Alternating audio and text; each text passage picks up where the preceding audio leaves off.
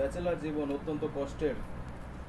সারাদিন খেটে খুটে এসে ডিউটি শেষ করে গোসল করার সুযোগ নাই, কিন্তু সে আলু কাটছে এবং দেখতে পারতেছেন করলা কাটছে এবং সাথে কলাও আছে। তো রশিদ ভাই, আজকের অনুভূতি কি?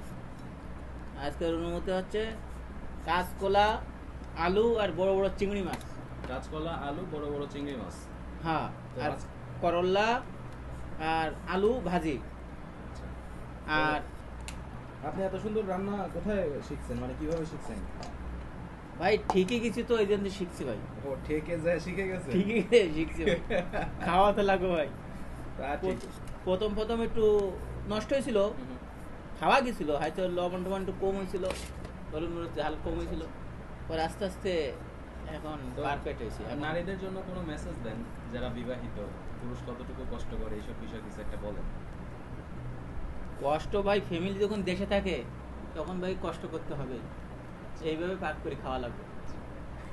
বাড়িতে গেলে ভাবি পাক করে খাওয়ায় না ভালো ভালো। বাড়িতে গেলে তো ভাবি খাওয়াই, এই কষ্টটা বলি যে আমরা এরকম কষ্ট করে খাই।